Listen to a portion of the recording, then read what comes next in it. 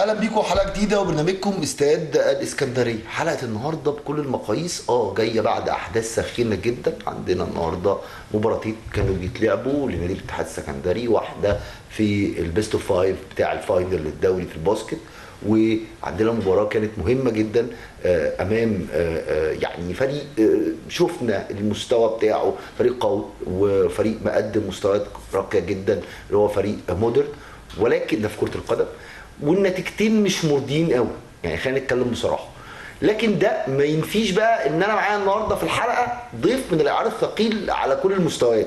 يعني انا بالرغم ان احنا زعلانين ومتضايقين قلنا نبسطكم، قلنا نغير الاجواء شويه، نوريكم كده الزمن اللي كان فيه المجد كله على مستوى كمان كره السله تحديدا، الزمن اللي اتحققت فيه البطولات بمتعه كبيره جدا، بقوه شخصيه كبيره جدا، بكمان فريق عنده شخصيه نادي الاتحاد. يعني لما تيجي تبص النهارده ونيجي نتكلم في اي حاجه على مستوى كره السله، دايما كنت انا والاستاذ طارق اسماعيل في البرنامج بنتكلم على شخصيه فرقه نادي الاتحاد السكندري، المحللين بتوعنا يكلموك عن شخصيه نادي الاتحاد السكندري في الملعب كفريق كره سله. مش بتكلم انه بيكسب ولا بيخسر، فرقه الاتحاد ليها شخصيه كده في اللعب، الشخصيه دي اتكونت قوي وظهرت قوي في العصر بتاع ضيفنا النهارده وفي الوقت بتاع ضيفنا النهارده، لانه في الحقيقه بجد اللي بيحب السله عارف الاسم وعارف مكانته وعارف هو قدم ايه، مش بس نادي الاتحاد السكندري، قدم ايه لمنتخب مصر، قدم ايه للفرق اللي دربها، قدم ايه لكره السله المصريه بشكل عام كفكره. حتى الناس بقت بعد كده تحاول تمشي ورا الافكار بتاعته في الملعب علشان يقدروا يجاروه، بقوا يتعلموا تكنيكس جديده وتاكتكس جديده عشان يقدروا يعني بس يحاولوا يمشوا جنب. في وقت على فكره كان في عمالقه في عالم كره السله. نجمنا النهارده الكابتن شريف عزمي يكون معانا، اسطوره كبيره جدا اللي قدمت يعني صوره مختلفه جدا من نادي الاتحاد السكندري وغيره من الانديه وغيره منتخب مصر، واحد من الاسماء كبيره قوي. لكن قبل ما نخش على حلقتنا لازم طبعا اهو بيضحك اهو قبل ما نخش الفاصل ونقدم اسطورتنا النهارده، تعالوا كده نحيي الكاتب الصحفي الكبير الاستاذ طارق اسماعيل اللي هو برضو صاحب يعني عايز اقول لكم بس ان ضيفنا النهارده ما بيجيش في اي حته، لكن بسبب الاستاذ طارق برضو جه عندنا في البرنامج. بحييك يا استاذ طارق كالعاده، وجودك دايما يعني بيقدم صوره مختلفه يعني. ربنا يخليك. والكابتن شريف عزمي عايز اقول لك فعلا انا بقالي فتره بطارده وهو يا عيني في القاهره، وبقى في الاخر قلت له لازم تيجي، فهو جاي من القاهره. مش مصدقك بصراحه هو جاي من القاهره النهارده. وبعدين مهما احكي عن كابتن شريف، يعني احنا في حتى وانا كتبت الكلام ده ان العلاقه متجاوزه يعني اي حاجه، يعني هو اخ وصديق وحد جميل جدا بتسعد بيه وتسعد انك تقعد تسمعه. تاريخ حافل، تاريخ نظيف، تاريخ محترم في كرة السلة، ان شاء الله نستمتع بيه النهارده ان شاء الله. كابتن شريف منورنا وسعداء بوجودك، وبجد انا من الحلقات اللي انا شخصيا هفضل مسجلها كده في تاريخنا المهني ان حضرتك معانا النهارده. المقدمه دي يعني مقدمه كبيره قوي، وانا سعيد ان انا اكون معاكم، والكلام اللي انتوا قلتوه ده يعني حاجه يعني وسام على صدري يعني. وبدون شك نادي الاتحاد نقله في حياتي يعني. انا يعني انت البدايه بتاعتك مش عايز اقطعك يعني، لا اقطعك يعني، لا لكن نادي الاتحاد كان نقله في حياتي. انا كنت مدرب مساعد للامريكي روبرت تايلور، تأهلنا مع بعض لكأس العالم، وأول مرة كمان في تاريخي أنا وهو نكسب أنجولا بعد 6 سنين هزايم، وتأهلنا من خلالها لكندا تورونتو 94. بعد ما رجعنا اترشحت ان انا اللعيبه بقى بتوع الاتحاد قالوا للدكتور كمال الله يرحمه احنا عايزين الكابتن شريف عزمي، ودي قصه يعني يمرنا يعني. فانا اياميها كنت بشتغل مع روبرت وماسكين منتخب مصر عندنا بطوله العرب، فالدكتور كمال بعت لي خير يا دكتور، قال لي انا عايزك تمسك الفرقه. قلت له تحت امر حضرتك. عايز ايه؟ انا ما عنديش وقت، عندي نص ساعه. الله يرحمه. قلت له وانا ما عنديش وقت حضرتك يعني. يعني قال لي طب قول لي عايز ايه؟ قلت له انقلني، انا كنت اياميها ظابط شرطه أيوة. في كليه الشرطه. كل شرطه فندم. قال لي انقلك؟ قلت له اه.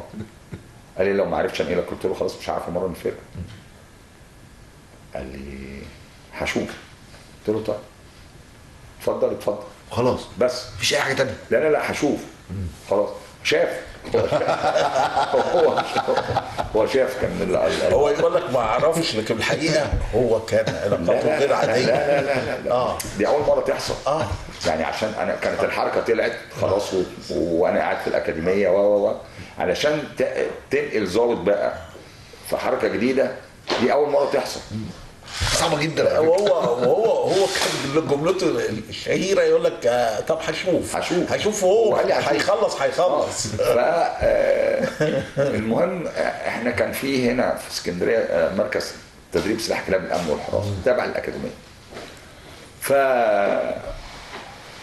قالوا اجي هنا، فرئيس الاكاديميه اياميها قال لا، ده هيروح اقدم من الضابط اللي هناك وهيبقى قائد عليه وما ينفعش. حلو قوي. تمام. مين بقى اللي بيتولى الموضوع؟ الله يرحمه مستشار الدوسقي. الله يرحمه. و حسن بيه الألفي كان وزير الداخليه. ده بقى من الحاجات يعني كمان الشيك يعني. فكلمه قال له انا عايز الضابط ده. قال له ايه؟ هو كان بيحب الباسكت. هو كان باسكتاوي كمان. طبعا طبعا. فاتنقلت. قال لي خلاص كام هتاخد كام؟ قلت له والله انا ظروفي كذا كذا كذا كذا.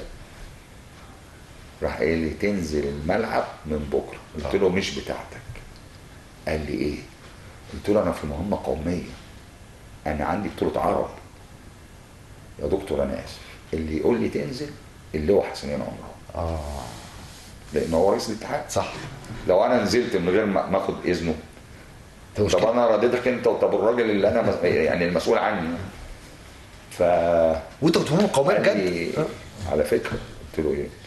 قال لي انت كل يوم بتعلى في نظري. هو لا كمان كان بيحب جدا اللي هو القواعد والاصول يعني. بس ففعلا كلمت اللي هو حسنين قلت له الموضوع كذا كذا كذا كذا.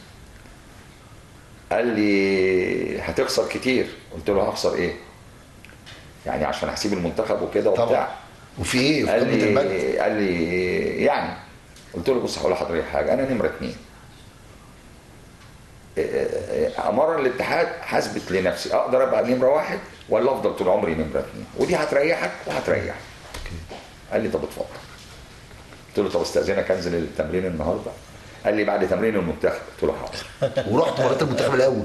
طبعا. ورحت تمرين المنتخب الاول؟ طبعا. وخلصت وابتديت امرن نادي الاتحاد. كان مين في الفرقه في الوقت ده؟ اوف. كان مين ايه؟ مين اللي ما كانش في الفرقه؟ بص الفرقه بتاعت نادي الاتحاد دي كان فيها بقى يعني تعالى نقول صانع اللعب اشرف صدقي. تمام. ايمن صدقي. محمد انور. الثلاثه دول خلاص كده كفايه. خلاص كده. خلاص. بوزيشن القطارات. احمد عمر. اوكي. طارق صبحي. تمام. بتاع سبورتنج. خلاص. والنجم الصغير بيبو كان في الوقت ده لسه 17 سنه مظبوط. واسماعيل اكبر منه شويه. خلينا نيجي. لا ما اسماعيل دي لها قصه بعدها. شيخو. تمام. اللي هو ابنه بيلعب في سبورتنج دلوقتي، نجم من نجوم مصر. تمام. ابوه يعني كان اقل منه شويه، ما تزعلش يا شيخو. نخش بقى عماد محمود. محمد عبد الطيب سليمان طلبه. واخد بال حضرتك؟ اسماعيل احمد. اجو ده لاعب سوداني عنده 17 سنه، كان بيلعب تحت 18 سنه، واسماعيل تحت 18 سنه، وبيبو تحت 18 سنه، والثلاثه كسروا الدنيا، نجوم النجوم. واخد بال حضرتك؟ عماد احمد عمل موسم في حياته، احسن موسم في حياته. واخد بالك؟ كان في ماجد كمان. واخد بال حضرتك؟ كانت مجموعه دول تقال جدا جدا جدا جدا. دول يعني عشان انت تشتغل مع الفرقه دي. ده بالظبط. فقد كان اتمرنا وهم كانوا عارفين انا بعمل ايه في المنتخب، فاوريدي مستعدين. اللي ما اتمرنش معايا بقى اتصدم. الله يرحمه تريبلس. الله يرحمه. الله يرحمه. يعني هو منزلها على كان في برنامج نجوم من ذهب بتاع علاء متولي. ايوه صح. فبيحكي قصه حياه تريبس. قال لهم الغريب، يعني انا كنت مدير كره السله في نادي الاتحاد، وانا اول مدير واول سيستم عملناه وبتاع مش عارف ايه، الوحيد اللي قال انا مش عايز تريبس شريف عزمي.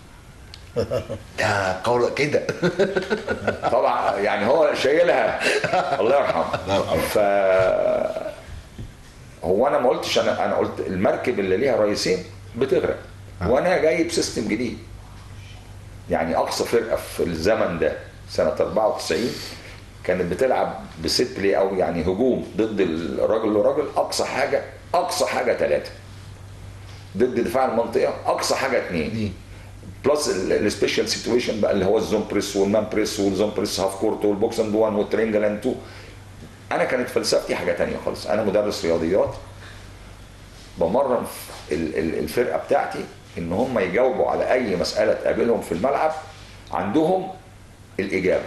ده سيستم بقى اللي هو بعد كده الناس ابتدت تشتغل بيه. طبعا يعني لكن ده ما كانش موجود في الوقت لا ده خالص. يعني الفكر ده ما كانش موجود اصلا. والفرقه دي بقى ابدعت. اي بس دي منظومه جديده خالص يا فندم. بص حضرتك عشان تعمل كنترول، انا رحت اول مره رحت معاهم كانت دوره مجمعه في طنطا. تمام. وكنت مسكت الفرقه ومرنتهم وبتاع، وطلعنا الثالث. انا هكمل تريبس الاول. ماشي. لا كمل تريبس، كمل انا مستمتع. فتريبس بيقول لي، قال بقى في البرنامج ده، فلما انا قلت له انا يعني انا مش بقلل من قدرك ولا حاجه، انت تاريخ وحاجه كبيره، بس ما ينفعش لان الشغل اللي انا هعمله مش يعني مش هنتفق فيه مع بعض. انت ليك طريقه تانيه. ف قال لي خلاص شوف شغلك انت وانا هشوف الشغل الاداري بتاعي وخلاص. فضل معايا، جاب كرسي بقى في الملعب، والله هذا حصل. ويحط يعني يقلب الكرسي كده ويقعد يحط ايده وقدام الفستير بتاعنا، عم احمد بيعمل الشاي الله يرحمه برضه. الله يرحمه. ف اسبوع عدى وهو قاعد نفس القعده. تاني اسبوع عدى وهو قاعد نفس القعده. فانا بعد تاني اسبوع رحت رايح قلت له انت كل ده بتراقبني؟ قال لي لا. قول لي انت كل ده، انا كل ده متمتع. الله على الكابتن تربس الله يرحمه. قلت له الله يبارك لك. قال لي لا، لما انا اقول لك انا متمتع تبقى انت حاجه تانية ما اتشافتش قبل كده. انا ليه كملت موضوع تربس؟ ابتدى بقى يخش معانا، بس هو ملوش دعوه بالفريق، هو اداريات بس. بس يعني ومن كنت ما اقتنع بحضرتك خلاص بقى مسلم بالفكره. انا في طنطا بقى دوره اللي انا طلعت فيها الثالث كنت شايط. راح جاي لي الاوضه قال لي اهدى، اول مره الناس دي تاخد الشغل ده وبالكميه دي، مش هيهدموه، لازم وقت. هو الكابتن اقتنع ان الكابتن سيد هيبقى له دور مهم.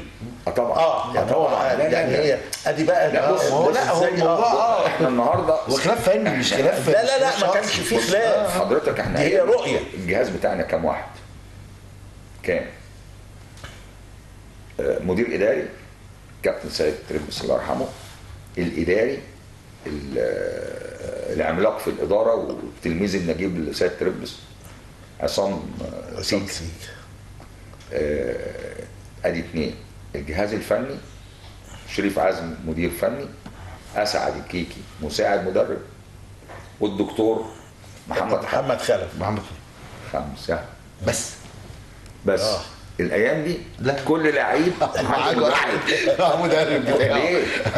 يعني قصه هنتكلم فيها. يعني كل لعيب معاه مدرب. فطبعا لكن انتوا ال5 بس هي دي الحياه كلها. بس ده الباسكت كله. فحضرتك بعد البطوله بتاعت طنطا دي كان عندنا بعديها باسبوعين بالظبط بطوله العرب.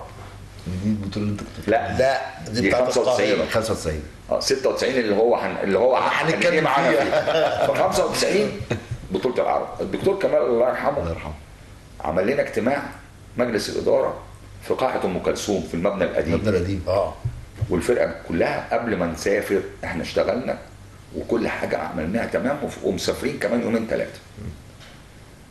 شدوا حيلكم وبتاع مش عارف ايه، بيكلمنا وبتاع. رحت انا رافع ايدي كده، قال لي اتفضل عايز تقول ايه؟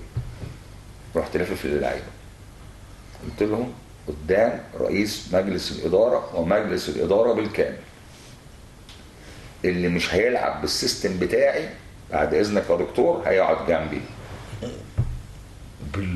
بالفكر هيقعد جنبي سيستم خلاص. اللي هيلتزم بالسيستم اهلا وسهلا بيه، وانتوا لو طبقتوا الشغل بتاعي محدش هيوقفكم. قولا واحد. رحنا البطوله في القاهره، محدش جاب سيره نادي الاتحاد ده. جزيره كان السنه اللي قبلها واخد دوري كاس سوبر بطوله عرب بطوله افريقيا خلاص. احنا لا حول ولا قوه الا بالله. الاهلي جزيره هم اكتر فرقتين مرشحين للنهائي. الاتحاد ينسى، ما حدش حطه في الرانكينج خالص نهائي.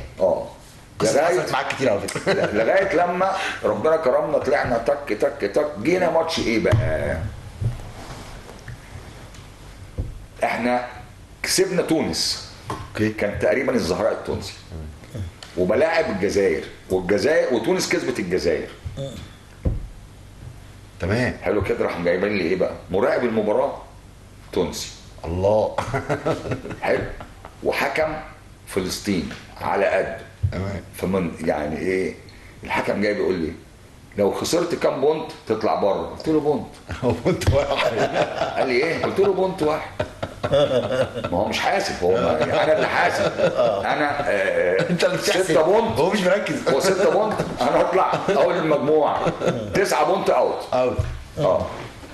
ف شوف سبحان الله لما ربنا يكون كاتب لك حاجه. احنا فضلنا ماشيين حطونا في ملعب جانبي. الاهلي المصري بيلعب مع الاهلي الاردن. ماتش ضرب نار. احنا مغلوبين اخر 3 دقائق 12 بونت. 12 بونت اخر 3 دقائق.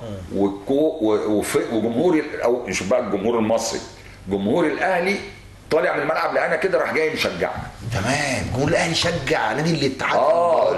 ده ايه ده؟ يعني انت مش تشجيع موت بصراحه. يعني اول كوره راح واخدها عماد محمود. احنا مغلوبين جنب 12 بونت، واخدها عماد محمود وراح شايطها.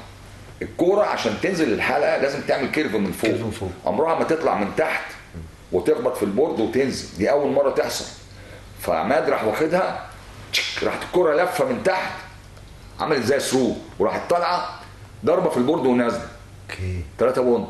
فراح عماد عامل لي كده. ايه ده؟ رحت انا عامل له كده. ما فيهاش يعني، دي ما فيهاش. انا ما دربتكش عليها. خلاص. دي ربنا عايز كده. خلاص. تك تك تك تك. الماتش خلص واحنا كسبانين، خسرانين 3 بونت. تمام. طلعنا اول مجموعه. اول مجموعه كده. تونس طلعت بره والجزائر بقت ايه؟ الثاني. ف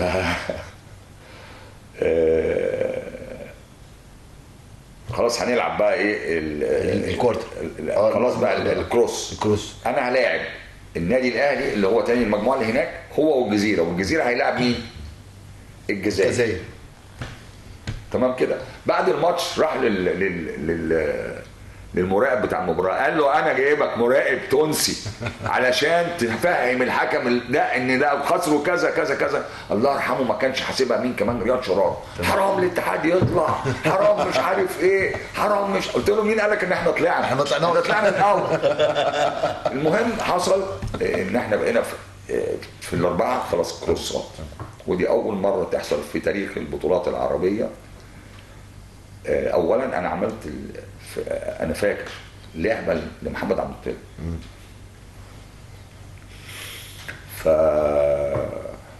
فاللعبه دي محمد عبد الطيب اول 4 دقائق هو جاب الماتش كله 32 بونت، بس اول 4 دقائق 18 بونت، 18-3. لا ليه 32 بونت؟ طلبت جاب 32 بونت في الماتش ده. 18 بونت في اول 3 دقائق. امال ايه؟ الحمد لله كنت انا مش مستوعب الرقم. انا عدتهم تاني. هو كان لعيب هايل. لا طبعا. بص مش هو بس. لا طبعا. دي منظومه يا باشا. يعني احنا يعني خلي بالك احنا لعبنا الدوره دي، البطوله دي باشرف سيدي. بطوله العرب هناك ما كانش معانا اشرف سيدي في لبنان. كان ايمن ومحمد. انور. فخلصنا الماتش قبل ما نطلع الاربعه اللي فوق بقى طبعا في نوادر وبتاع مش عارف ايه كان احمد عمر كابتن الفريق، واحنا خلاص بقينا في المربع الذهبي. هلعب سيمي فاينل بكره مع الاهلي، بكره مع الاهلي. اتكلم ولا لا لازم افضح اللعيبه؟ لا لازم بقى طبعا. احنا قاعدين في الريسبشن انا وتريبس الجهاز بتاعنا كله، لقيت احمد عمر بيزعق ما ينفعش كده، ايه ده؟ ايه الاستهتار ده؟ فانا سامع بره في خناق، في ايه؟ قال لي لا مفيش حاجه. قلت له امال بتزعق ليه؟ مفيش ايه. فقال لي في 2 لعيبه مش هقول اساميهم ماشي بيعكسوا بنات تحت. قلت له ايه؟ بيعكسوا اساميهم دلوقتي. يا نهار اسود. فرحت نازل لهم. ف اول واحد فيهم شاف الواحد شافني راح رايح مستخبي، بس هو ضخم فاستخبى ورا حته في الحيطه كده نصه باين وهو مستخبي في الحيطه. الثاني بيكلم البنت بس مديني ظهره مش واخد باله، وهي بتقول له هو انت في اوضه نمره كام؟ قلت لها نعم يا اختي، كنت ما نزلت ورا. في اوضه نمره كام؟ تعالى لي انت اللي مستخبي، وانت فوق شنطكو على اسكندريه. انت هتلعب الفاينل؟ شنطكو على اسكندريه. مش مصدقين. طبعا. انتوا بتعملوا ايه؟ انتوا عارفين انتوا بتعملوا ايه؟ واسمين اعتقد ان هم تقال عندك جدا بس مش عايز اعرف خلاص. بس هم كانوا وقتها يعني هم قاعدين يهزروا يعني. ايوه طبعا دول عايز شباب صغير. هو هنا الجديه. لكن انت ما فكرتش فالنهارده خلي بالك ايه، هي كانت الفرقه مقلوبه عليهم ان دول غلطوا في حق الفريق. انا عملت ايه؟ لا هم بيهزروا. الفرقه هاخده تلموا نفسكم وتروحوا. فرام كل الفرقه جابوهم خلاص يا كوتش عندنا دي ما تزعلش عشان خاطري مش عارف ايه، وكابتن الفريق جه ومش عارف.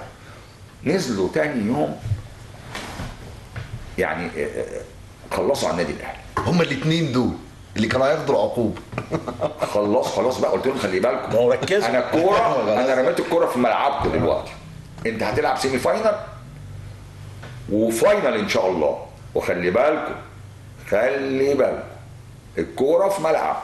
انتوا في طنطا كنتوا طالعين الثالث على مصر. انت بتلعب دلوقتي بطوله عرب خلي بالك بطولات العرب كانت من اقوى البطولات العربيه. سيبك من الكلام من الايام دي دلوقتي. لا كانت قويه جدا. الله يمسيه بالخير حسنين عمران كان رئيس اتحاد. المهم يعني الفاينل الجزيره كسب الجزائر واحنا كسبنا ايه؟ الاهلي. الفاينل مين؟ جزيره اتحاد. صعبه جدا. خلي بالك احنا كنا بنلعب من غير جمهور. الجمهور جالنا في الماتش الاخراني اللي هو الماتش ده الفاينل في القاهره. واول مره في تاريخ البطولات العرب ان النهائي يخلص بفارق 16 بونت. 16 نقطه في الفاينل. 16 بونت الفاينل. انت بتسحر لهم يا كابتن ولا انت بتعمل ايه؟ لا بقول لك خلاص بقى احنا ابتدوا يقتنعوا بالفكر طريقه. فابتدوا قال لك ده بيساعدنا، ده احنا بنكسب بيه، ده احنا بنقسم على الناس، ده انا كذا. احنا عايزين. وبعدين الجمهور بقى ابتدى ايه؟ اتفضل. لا ما هو ده النجاح ده كان منظومه. طب ما هو انت النهارده بقى عشان الناس عايزه تسمع الكلام ده، انا فريق كسبان 13 نقطه ازاي يخسر؟ السؤال ده وقته دلوقتي. انا للاسف الشديد عشان اكون امين يعني طبعا كلمه حق تقال. كابتن اشرف توفيق من المدربين الممتازين في مصر جدا جدا جدا يعني عشان وبصمته يعني واضحه في اي فريق بيمسكها. وراجل وكان باين في اول المباراه والفرقه متفوقه لغايه اخر دقيقتين. خسرنا ازاي؟ اللي كسبوا 13 بونت دول مش فكر المدرب، هو فكر المدرب بيتنفذ في الملعب. صحيح. خلاص لما بقى فكر اللاعب اللي بيتنفذ بس، وان انا البطل وان انا اللي ممكن اخلص وان انا لعبوا مع بعض في الاول تيم وورك في الدفاع كان هايل وعملوا تيم وورك في الاوفنس كان ممتاز.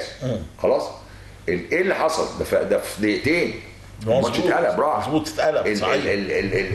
الاصرار بتاع لعيبه الاهلي وعدم التعاون بتاع نادي الاتحاد اللي انا شفته على الموبايل قبل ما اخش. لكن انا قاعد شايف 3 كوارتر انت طلعت 13 بونت يعني الكوارتر الاولاني كسبان 14 11 ومش 13 بس تاكيدا لكلامك، في اداء وفي لعب. لا لا لا لا كل حاجه. ده اخر باسكت شو شدها لانس سيرك دخل وراح عاملها له بيهايند ذا باك وكده تاك باسكت ده بيجيب احباط للفرقه اللي قدام. بس هم الاهلي عندهم لعيبه اكسبيرينس خد بالك، والاجنبي بتاعهم كان موافق النهارده كمان رغم انه يتحاسب عليه 2 تشارج، وده اللي خلاه يلعب اكتر تنشن بالك. فده اولا الماتشات دي هم ليه عاملينه بيست 5 عشان ده ما ده يعني النفس الطويل. يعني طبعا انا كنت اتمنى هو انا جاي ان يكون الاتحاد كسبان. يعني هو الحزن في ايه؟ انك انت متفوق طول المباراه لغايه اخر دقيقتين، يعني انت بتحس بساعات كده بالزعل بالقهر وباستغراب المباراه راحت منك خطف كده. بس كده هو بص حضرتك باسكت 68 66 مع ان كابتن اشرف يعني عمل تشكيلات ممتازه جدا ما كانش فيها دروب وغير كله، ما كانش فيه كبير في الملعب، وكل اللي نزل قبل الكوارتر الرابع لعب كويس قوي، لعب من قلبه وراعي ربه واخد بالك ما عشان يكسبوا. لكن هي الباسكت كده، هي كرة السلة لا في الكسر بتاعت الثواني الأخيرة يعني ما التوفيق وعدم التوفيق طبعا اللي جاي ان شاء الله احسن وفرقة الاهلي طبعا فرقة تقيلة مع ان هم ظروفهم يعني مش زي ظروفنا احنا، هم يعني لعبوا ماتشات كتير وبعدد لا ساب يعني تقريبا البال فيه 5 6 محترفين، فنص الفرقة بس اللي بيلعب والنص الثاني قاعد منهم عمرو زهران اللي كان نجم المباراه النهارده. عمرو كان بيلعب بجريند يعني فهو برضه بس في تقل وانت عندك تقل. انت عندك ما شاء الله يعني لعب ب4 بيفوتات انس وهيثم واسمه ده عبد الرحمن خالد ممتاز عشان تبقى عارف هو جريء ان هو يلعبه واداله ثقه وكيجو ادي 4. هناك في مين؟ عمر طارق وبيبو بتاعنا بيبو العلم واخد بالك، وفي ابن ياسر ابو الفتوح مش متذكر اسمه ولد جاي من امريكا يعني 3 اللي هم عندهم 3 واحنا عندنا 4 ده حقيقي. لكن انت مطمئن ان ممكن فرقه الاتحاد بالمنظر ده رغم الخساره تقدر تحقق الانتصارات المباريات الجايه؟ ما هي بص المفتاح بتاع ان هو يستمر في البطوله الماتش اللي جاي ما فيهاش هزار. اللي اتلسع من الشوربه ينفخ في الزبادي بقى. انا يعني انا عرفت انا كسبت ازاي وعارف من جوه نفسي انا خسرت ازاي، لان الكوارتر الاول والثاني والثالث هو الاتحاد اللي كسبان. يعني لا وحتى بيلعبوا مع بعض يا باشا بيلعبوا مع بعض. انت النهارده لما بقت فرديه كان يعيب الاهلي ايه؟ كان يعيب الاهلي ايه؟ دفاعيا هو مش كان في دفاع في الاول في الكوارتر الاول ما كانوش عارفين يوقفوه. ليه؟ لان ده بيدي ده وده بيدي ده وده بيدي ده وده بيروح لوحده وده بيروح وخلاص. لما هم ساعدوهم ان هم يعملوا عليهم ديفنس كويس خلاص. في فرق واحد بيلعب ضد 4 او ضد 3 وفي فرق ان 5 بيلعبوا على 5 تفرق كتير. خلاص.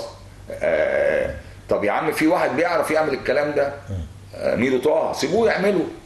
هو ميدو كان سكورر، هو كان بيعمله كان يعني سكورر بالظبط. سيبوه يعمله. في واحد بتاع شغل تحت الباسكت بس هيثم اسمه ايه ده اللهم صل على انس واخد بالك اشتغل. خلي بالك انس ما كانش موافق النهارده صح كمان.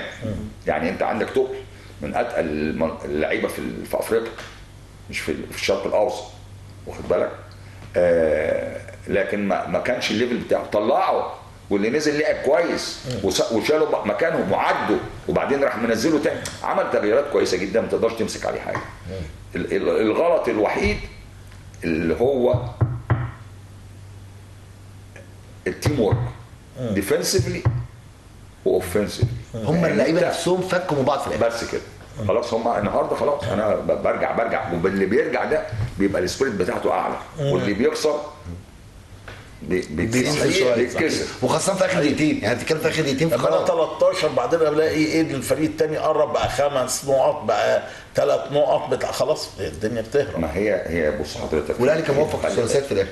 بص برضه الراجل الاجنبي بتاع الاهلي النهارده لعب في جود جيم. الراجل بتاعنا يعني كويس تيم ورك بلاير، بس جايب كام بونت؟ انا في الاستاتستيك مش معايا للاسف يعني. لا هو في فرق كبير يعني النهارده النهارده الثاني عمل كام باك. طيب هقول لك حاجه صغيره، هو شريف الجندي عمرو الجندي كان في مستواه؟ لا. جلى كام شوط؟ تعالى بقى نقول على حاجه انيل، الفاول شوتنج. احنا كنا بنجيب فاول شوتنج في الاول ما بنجليش، لما جينا احتاجنا للفاول شوتنج في الاخر ما جبناش، جليناه. صح. العكس الاهلي كان بيجلي كتير، لما جه في الاخر ما جلاش، او يعني مش بنفس البرسنتج. في التوفيق وعدم التوفيق. طبعا. بس ايه سببه؟ الفرديه في اخر الفرديات. بس احنا شفنا، واخد بال حضرتك؟ فاتمنى الماتش اللي جاي ده هو مربط الفرس، تكسب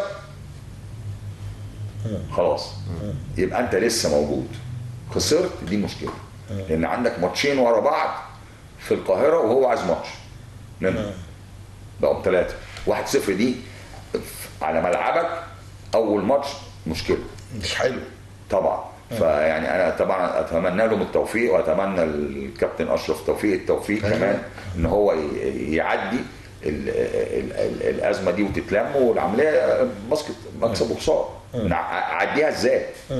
واخد بال حضرتك؟ اعديها ازاي؟ لكن انت شايف ان اداء الفريق اتحسن عن الفترات اللي فاتت لما كان المدرب الاجنبي معاه؟ بدون شك. ليه بقى؟ نتيجه هي. يعني انت النهارده هو انت كسبت كام بطوله السنه دي؟ ولا واحده. طب ازاي؟ يعني انا النهارده مثلا شوف هقول لحضرتك حاجه، انا كنت بقول للفرقه بتاعتي، الفرقه الوان سايد جيم، الماتش الوان سايد جيم، اوعى تنزل الماتش وانت حاسس ان انت هتكسب. اوعى تلعب بمستوى الناس اللي قدامك، لازم تلعب بمستواك وهو يطلع لك، انا ما انزلوش، لان انا لو نزلت له بقى احنا الاثنين زي بعض، ممكن اي واحد يكسب. لكن لو انا مستواي هنا وهو مستواه هنا، انا بلعب بمستواي اللي فوق وهو اللي يحصلني، فانت كده بتبصم بمستواك، بتكسب بمستواك. ومثل تاني خلي بالكم، القطه ضعيفه، كائن حي ضعيف، لو انت نازل من على السلم وقابلت قطه ورحت شيطها برجلك، واخد بالك، بتنط على رجلك وتمسكها عشان ما تشوطهاش تاني. صح. الفرقه اللي اضعف منك لو حست انها اقرب منك هتبقى زي القطه، هتمسك في رجلك.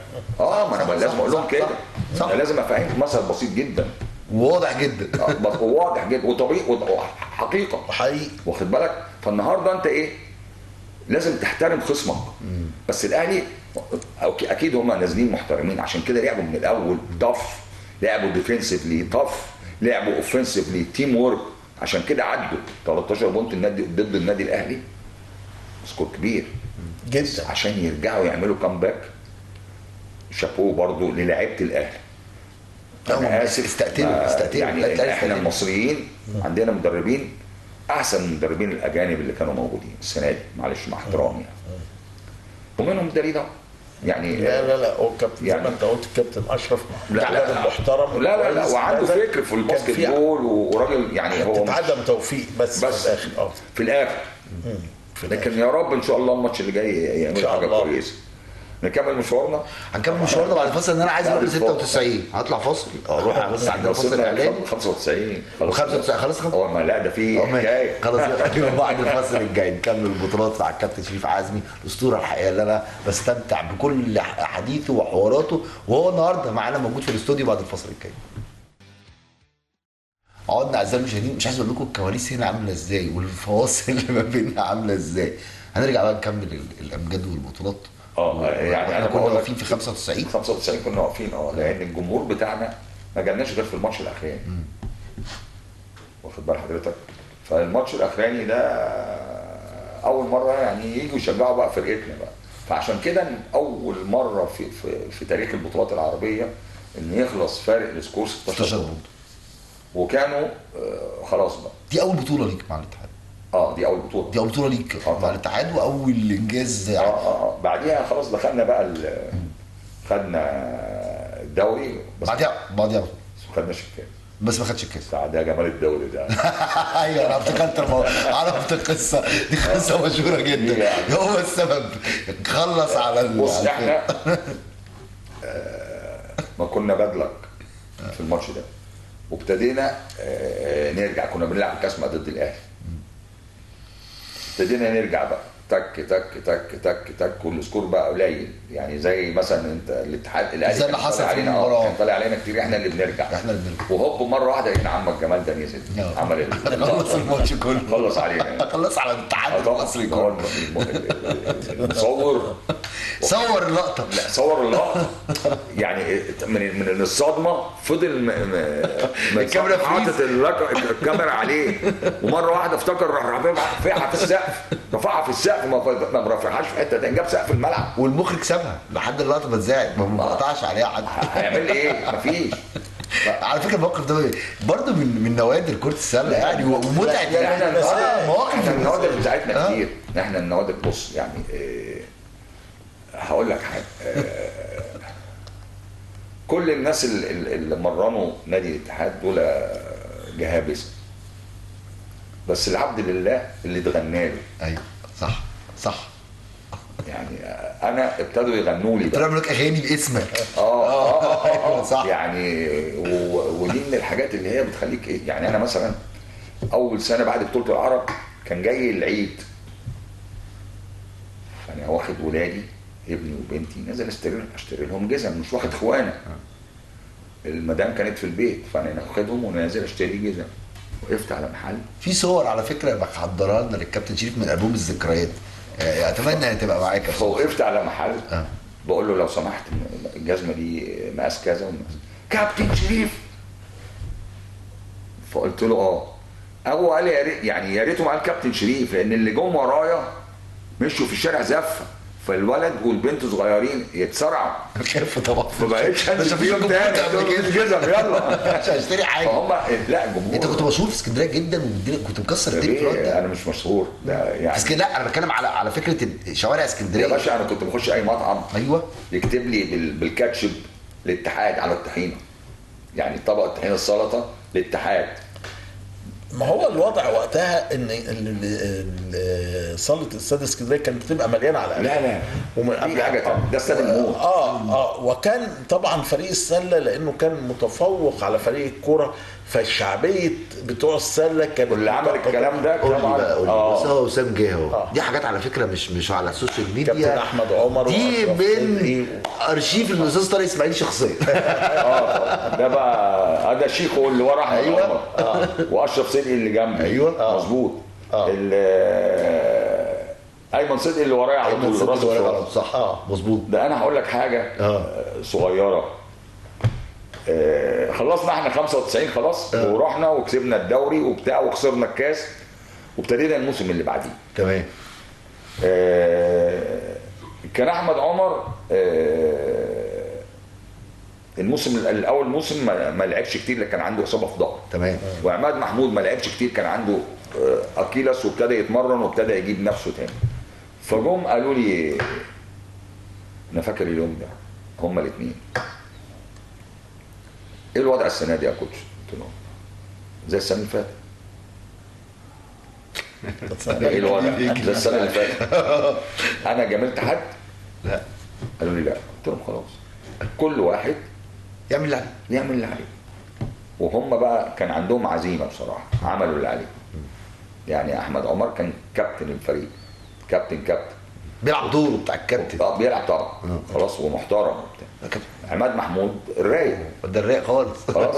الباقي بقى ده انضم علينا نجم جديد حسام الوكيل. في الوقت ده. ما مش اول سنه لعب معانا تاني سنه. تمام. فالفرقه تقلت. يا عم اول سنه كل الفرق معاهم اجانب. الا نادي الاتحاد. معكش؟ لا خالص. مفيش. لا دكتور كمال ما جابش. دكتور جمال جاب لنا واحد اسمه ايجر من روسي. تمام. وحاجه ايه ضرفه بيفوت جامد جدا تمام. جدا. فما بيلعبش. قلت له ملوش لازمه، ما هلاعبه على مين؟ ما عندي اسماعيل وعندي طلبه وعندي عماد محمود وعندي اجو. انت ما كنتش محتاج محترف. مش محتاج. ده الموضوع بالعكس. لا انا مش محتاج محترف عشان في نضمن، الفرقة. عشان نضمن. قلت له يا دكتور ما لقيته باعت لي عايزك. قلت له حاضر. رحت له قال لي ما تلعب الراجل الماتش. لا انا جايبه. انا جايبه ده بقى انا جايبه من روسيا. الجمهور قلت له حاضر. حاضر يا دكتور. لعب معانا بصراحه. لعب ماتش الفاينل يعني نزلناش. طب والله كنت يعني والله معانا. فيعني دي قناعتك بلعيبتك للدرجه دي ان انت مش محتاج محترف. هم خلاص هم الفرقه دي. هقول لحضرتك حاجه 96 بقى لما رحنا لبنان دي كان فيها اتحاد، اهلي، زمالك، جزيره. الاربعه من اربعه كبار في لبنان. خلاص. الرياضي اللبناني، الحكمه اللبناني، الكهرباء اللبناني، التضامن اللبناني. اربعه. سوريا الوحده السوري، واحنا كنا عاملين معسكر في سوريا. خلاص. لعبنا الوحده السوري ماتش ودي، ما كانش في مجموعتنا، وكسبناهم بونت. حلو. لما جه في مجموعتنا لعبناهم ماتش رسمي وبالبنش والاحتياط. مش بالاحتياط. وكسبنا 30 بونت. ايه ده ما دي كانت مسج للمعلمين على الكبار بقى. قال لك هم قالوا انا سمعتهم بونت. قال لك يا عم ده بيلعب بالصغيرين وكسبوا 30 بونت. امال احنا واحنا قاعدين النهارده لو ما لعبناش زي ما الصغيرين لعبوا مش هنلعب. انت كنت قاصد. تمام. محدش جاب سيره الاتحاد برضه زي كل مره. البطل ده احنا البطل. بس برضه الفرقه جايه ايه كله. احنا الفرقه الوحيده اللي معاش اجانب بقى رسمي رايحين بطولنا. تونس فرقتين، الملعب النبلي والزهراء التونسي. الجزائر فرقتين. السعوديه بقى الوحيد اللي انا ما لعبتوش روبرت تيلور كان ماسك الهلال السعودي. روبرت تيلور بقى اللي هو ايوه كان الماستر بقى. ما انا بقول لك ايه، انا الوحيد اللي ما لعبتوش. فانا ليه انا بجيب لك القصه دي. كان عندي تمرين ورحت وراجعين على الاوتيل بقى هنتغدى. المهم بقى طارق بقى عايش معانا الحته. ايوه انا كنت لسه هساله. طارق كان جه معانا معسكر سوريا ونزلنا على لبنان، والاتوبيس تعطل بينا واحنا رايحين باتوبيس جيش سوري. ما احنا المعسكر كان في نادي الجيش. فنزلنا الاتوبيس تعطل فينا، عايز نلحق القرعه انا الله يرحمه تربس. فرحنا نازلين موقفين تاكسي في الطريق ورحنا وطلعنا حضرنا القرعه. تمام كده. هم حصلونا جم وراكم. ندور على اوتيل، مفيش اوتيل. كل الفرق نازلين اختاروا الاوتيلات ما عدا اوتيل واحد محدش عايز ياخده. محدش عايز يجيبه خالص. ايه يا عم في ايه؟ فكان عند صاحبه الاوتيل ده ست تخينه اسمها مريان، انا حافظها لغايه دلوقتي. ف محدش عايز يجي. مش قلت لها بصي هقول لك حاجه صغيره تربس الله يرحمه. لا هتاكلينا كويس؟ قالت له اتفق بقى بيعمل شغل واحد. هاكلك كويس. لا ده نصابين. هاكلك كويس. هم حبونا. هاكلك كويس. قلنا لها طيب عايزين ايه على الغداء؟ قلنا لها عايزين فراخ ومكرونه. تمام. واخد بالك وسلطه وبتاع مش الاكل الصحي بقى الاكل بتاعنا بقى بتاع تمام. خلاص نزلنا لقينا صينيه مكرونه قد كده زي المكرونه البشاميل اكنها بس طلعت نجريسكو. تمام. حط الفراخ جواها.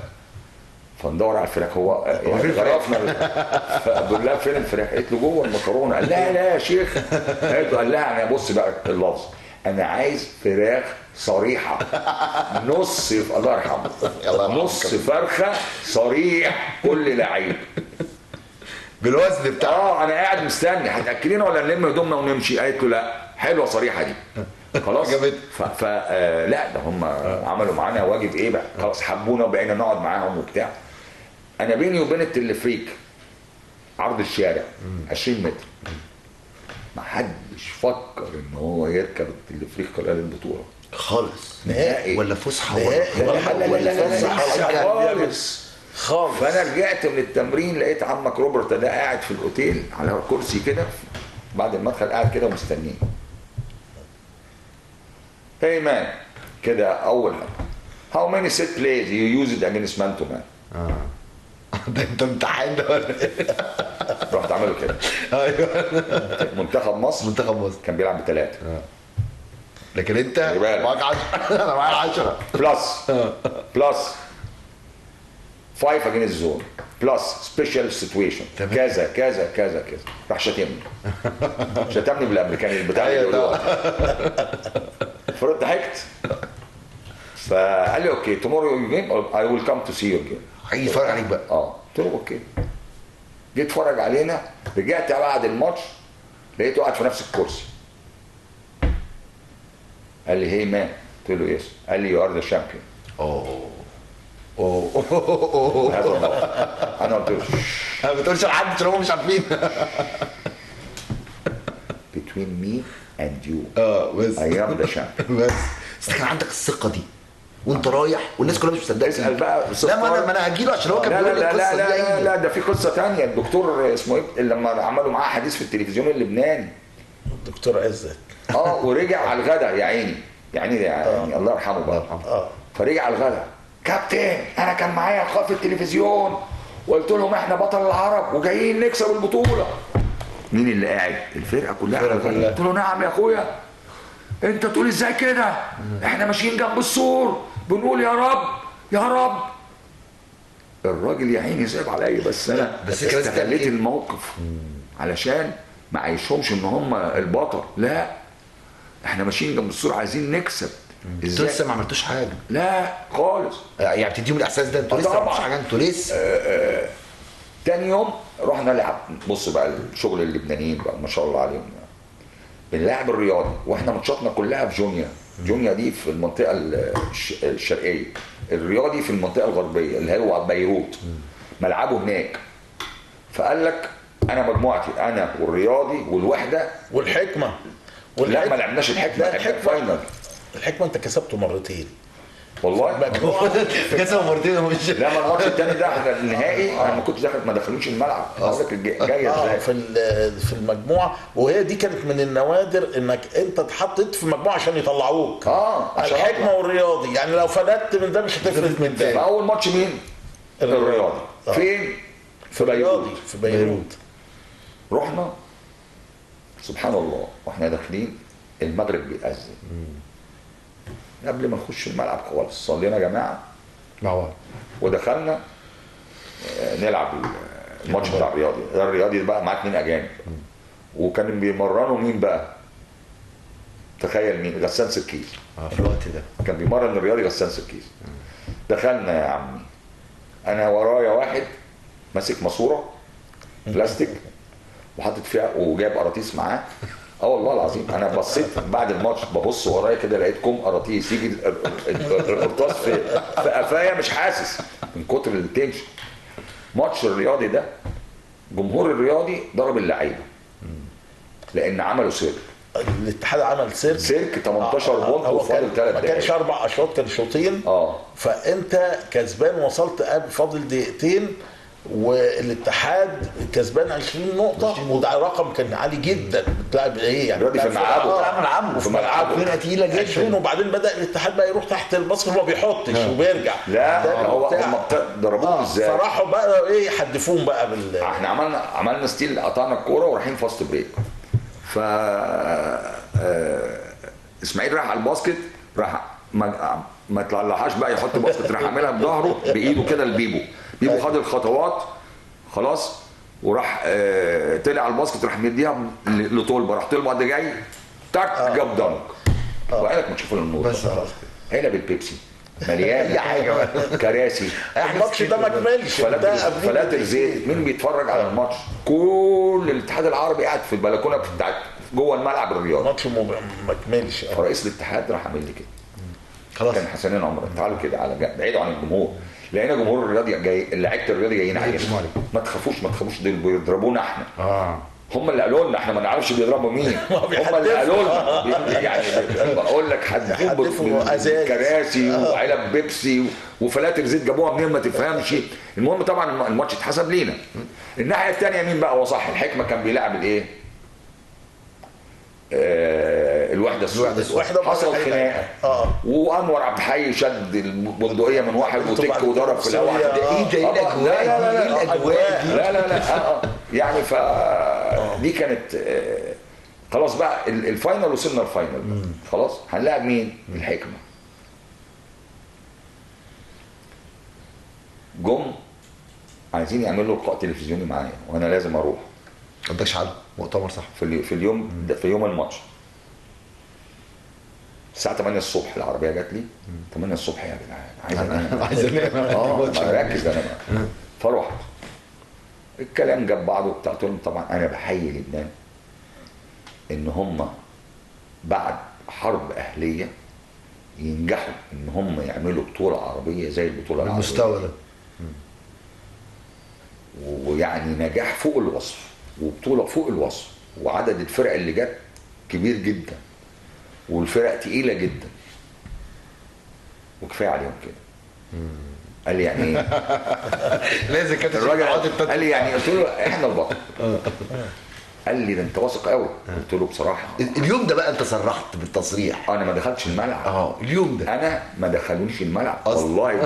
اللي دخلني الملعب انطوان شويري رئيس نادي الحكمه. عشان ساب التصريح ده. وانا ما قلتش حاجه غلط. بس ايه بقى، خدت شتيمه كل يعني انا حفظت الشتايم اللي بتاعتهم كلها في الماتش ده، في المدرج ده. بس هو كان كل الدوره بدات تبص لنادي الاتحاد ان احنا لفتنا النظر جامد جدا جدا. فريق يعني الأحلام. لدرجه مش بس كده، هفكرك فريق الاحلام ده كان اتقال عليه فريق الاحلام في بتاع جوردن. بتاع جوردن. بتاع هو بقى كان فريق الاحلام بتاع بطوله العرب. بتاع بطوله العرب، لانه ما خسرش ولا شوط. ما هو ده بقى السؤال، ما دي كانت المعلومه اللي كنت اسال فيها، لان القصه دي بتتداول كتير ان الاتحاد ما خسرش ولا شوط في البطوله. طبعا ولا شوط. لا دي حاجه صعبه جدا. لا بص هقول لحضرتك حاجه. دخلت الملعب اخيرا. يعني خد الراجل خد ايدي ودخل معايا الملعب. حسنين عمران مش كانش عارف يخش الملعب برضه، رئيس الاتحاد العربي من الجمهور بتاع الحكم وجايين مستحلفين لنا. فراح الراجل واخد ايدي. قال لهم الراجل قال ايه؟ ده شكر في لبنان ونجاح لبنان ومش عارف. يقول على مستوى فرقته زي ما يقول، هو حر، واحنا نقول على مستوى فرقتنا في الملعب زي ما نقول. علي ايدك يا عزمي. هو قال لي علي ايدك يعني ارفع ايدك يا عزمي. هم راح الجمهور بقى قال لي علي ايدك يا عزمي، علي ايدك يا عزمي. عملوها بقى اصلا. عملوها شعار. دخلنا والماتش ابتدى ولعبنا وبتاع. شوف بقى الرجوله. محمد عبد المطلب سليمان تعور، اتفتحت دي مش عارف خد كام غرزه في الملعب. في الملعب، وراح مربطينه بالشاشه. والشاشه يعني زمان الادوات اللي معانا على قدنا برضه. لا غير دلوقتي. الدكتور كتر خيره خيط له لا، الدكتور محمد عمل جهد كبير في البطوله وعمل له شاشه. فالدم بينزل، لو الحكم شافه هيطلعه. هو مش عايز يطلع وانت مش عايزه يطلع. فين؟ وهو بيشوط فاول شوتنج. طب لو فلح لا بقى يعمل كده بايده كده عشان الدم وياخد الكره ويروح جايبها ويروح شايط. ده ماتش الحكمه. خلاص رجعنا. الست اللي هي مريانه دي بتاعت الفندق. احنا كان عيد ميلاد عماد محمود. جبنا له تورتايه قد كده صغيره يعني. دي تحلف عليها يعني، ده زي الكايزر بدل ما هو ده عيش ولا بنحلف عليه، واخد بالك؟ فدي تحلف عليه ب $60. تمام. ب $60. خلي بالك ده رقم برضه. رقم ايه؟ طبعا $60 يعني رقم رهيب. المهم دخلنا رحنا على الاوتيل.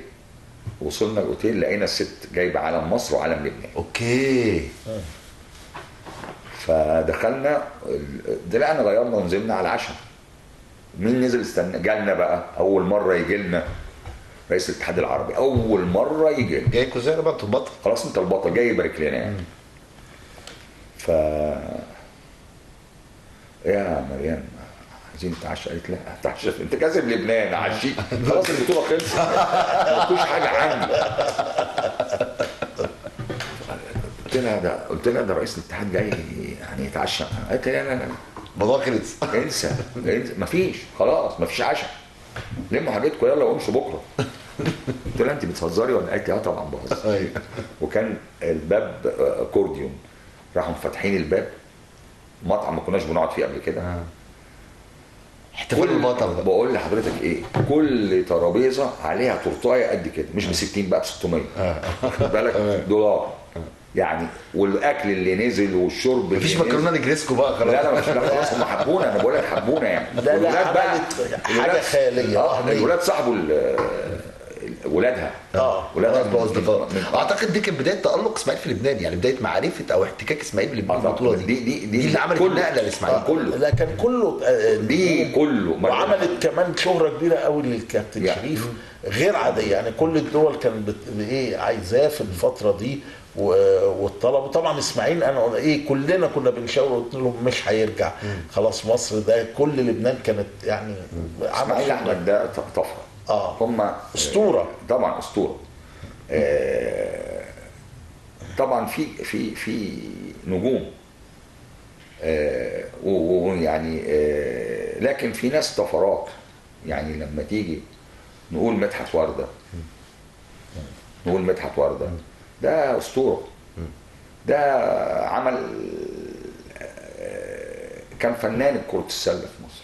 ده حاجة. بس كان بتتكلم ان هو واحد بس سبب شهرة السلة او اللي خلى السلة الشعبية لا كابتن مدحت ده في حتة لوحده. ما انا بقول لك. كابتن مدحت دي قصة لوحدها خالص. طبعا. وخلي بالك انا واخد منه شهادة، بس للاسف ما علقتهاش في البيت لغايه دلوقتي. كابتن شريف اعظم كلمه اتقالت كان الكابتن طارق السباغ قال بص احنا كنا جيل عمالقه وتمام وبتاع، قال بس احنا لعيبه ممكن يجي زينا. مدحت ورده ما يجيش. لا ما يجيش. ما فيش. هو يعني لا ودي كانت كلمه مؤثره جدا. قال الكابتن مدحت ما يجيش زي مدحت ورده. اقول لحضرتك ده حكايه. واحنا كنا يعني بنلعب ضد بعض، فانا بره يعني في عند القوس بتاع الثلاثيه بره الملعب، يعني بمسكه كويس قوي، بس في فرق طول بيني وبينه. واخد بالك؟ لان انا بفرق كتير، يروح واخدني ونازل تحت لكنه هو بيفرق وانا ما اعرفش. يعني المدرب بتاعي ما نعرفش الكلام ده. ما تعرفش ان انت لما واحد اطول منك ينزل بيك تحت تقف من قدامه، عشان لما الكره تيجي تنزل عليك انت الاول، فبقف وراه يرجع واخد الكره ولافف تك. خلاص انت عايزني من بره؟ لا خليك انت، خدها تك. فبعدين قاعدين في كلام بقى. كنا في كليه مع بعض، تربيه رياضيه اصلا. فقال لهم على فكره انا هقول لكم حاجه، من احسن الناس اللي بتمسكني في مصر شريف عزمي، بس انا باخده تحت بخليه ولا حاجه. قلت له ماشي يا ولد. لا شخصيه. بص لا بص احنا يعني اصل انا حضرت لعبت معاه في المنتخب، يعني دي ليا الشرف يعني طبعا. لا حاجه ثانيه خالص. لا ما شاء الله عليه. طبعا يجي بعديه اسماعيل احمد. بعديه لان اسماعيل مدحت موهوب في اي رياضه يلعبها. صح. تنس تلاقيه شغال، تنس طاوله شغال، سباحه شغال، كوره قدم شغال. ده راجل موهوب رياضيا. واخد بالك؟ فاسماعيل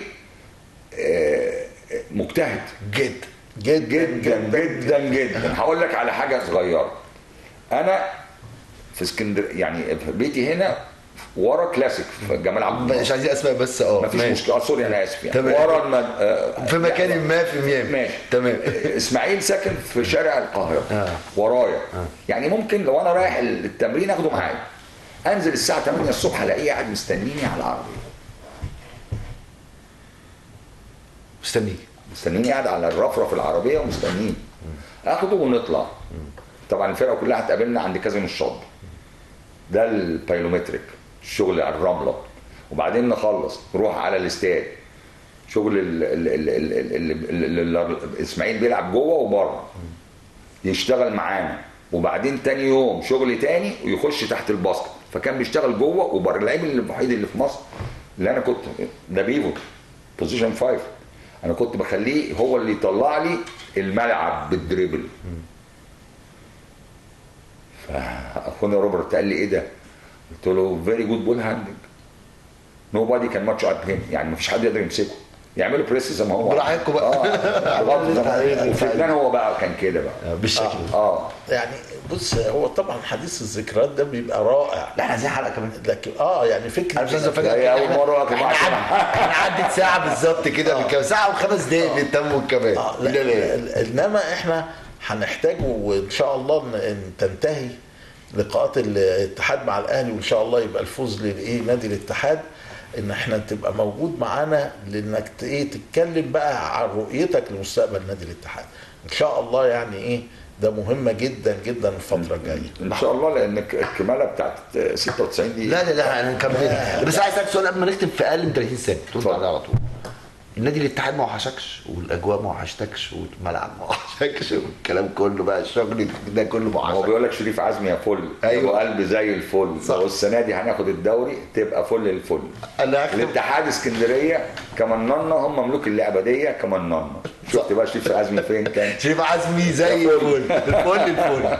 نورت الدنيا يا كابتن شريف. الله يخليك، وطبعا انا سعيد ان انا بيكم، بس انا ما اخدت وقت الاستاذ طارق. لا هو ما اللي عملوا فيا اصلا عشان اجي انا النهارده بيضحك عليا. بص يبعت لي، بص الناس كاتبه ايه، اظن لما معقوله مش انا عايز اقول لك ان الناس كلها في اسكندريه، كل الناس بتاع البرنامج، كل الناس في اسكندريه على فكره، بمجرد ما نزل الاعلان ان حضرتك موجود، انا في اسئله كتير جدا الناس بعتها انا ما قلتهاش لحضرتك، عشان انا عارف ان احنا هنحكي وان الوقت هيبقى ضيق، بس انا هعمل لك حلقه للاسئله عشان تشوف حب الناس ليك قد ايه، والناس بجد في اسكندريه بتحبك قد ايه، وكل الناس اللي عدت على تاريخ الباسكت عارفين قيمه الكابتن شريف عزمي في تاريخ الباسكت، مش بس في اسكندريه. هو نادي الاتحاد حاله في كره السله، حاله. بس هو كل الناس وهو عارف، يعني حتى الكابتن طلعت نادرا لما يعلق على حاجه حبيبي. فدخل يعلق وتعمل الكلام. راجل محترم. نورت الدنيا يا كابتن شريف. الله يخليك، شرف لينا كابتن. فرصه سعيده جدا، وبالتوفيق لنادي الاتحاد، وهارد لك النهارده، وان شاء الله يعوضوا في الماتش اللي جاي ويلموا نفسهم، والكابتن اشرف قدير ان هو يلمهم باذن الله.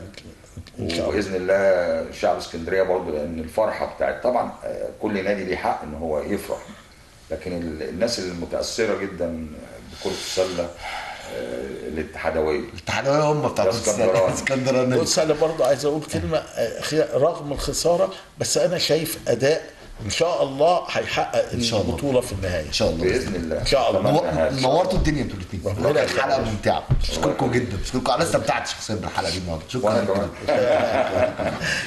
بكده تكون انتهت حلقتنا النهارده من برنامج استاد اسكندريه اعزائي المشاهدين، لكن انا يعني ان شاء الله كده الكابتن شريف هنجيبه تاني، وهيجي كمان يوم الدوري ما نكون معانا الدوري ان شاء الله، وغيره. الكابتن شريف يعني هو المرجعيه في الحياه بتاعتنا، فبالتالي وجوده مهم والناس كلها بتستمتع بوجوده. اتمنى ان انتم تكونوا استمتعتوا بحلقه النهارده. كل الشكر والتقدير طبعا لكل القائمين على العمل في البرنامج، استاذ وليد احمد مدير الاضاءه والتصوير، الاستاذ اسامه الرافعي مخرج البرنامج، اسره الهندسه الاذاعيه. اشوفكم في الحلقه الجايه.